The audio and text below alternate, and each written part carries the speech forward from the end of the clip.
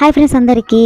ఈ వెనకటికైతే అమ్మమ్మలు నానమ్మలు బాగా నూరుకొని తినేవాళ్ళట ఫ్రెండ్స్. ఈ మొక్కల నొప్పులకి తగ్గుతుందట, అలాగే ఆకలి కూడా బాగా పెంచుతుందట.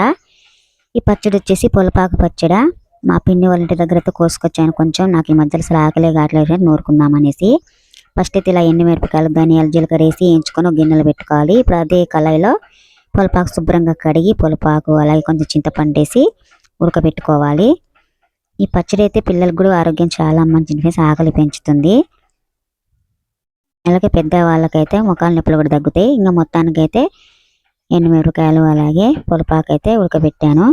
ఇప్పుడు మా అమ్మాయి నూరుతుంది రోట్లో. అయితే రోట్లో బాగుంటుంది పచ్చడి. కొంచెమే ఫ్రెండ్స్, అలా నూరుకొని ఇలా తాలింపు వేసుకోవాలి. జీలకర్ర అలాగే కోపు సామాన్లు కరివేపాకు అన్నీ వేసుకొని తాలింపు వేసుకొని తింటే ఆరోగ్యానికి చాలా మంచిది, ఆకలి కూడా పెంచుతుంది, మొఖాల నొప్పులు కూడా తగ్గుతాయి. మీరు ఎంతమందికి పొలపాకు పచ్చడి తిన్నారో కామెంట్ చేయండి. వీడియోని లైక్ చేయండి, మన ఛానల్ సబ్స్క్రైబ్ చేసుకోండి.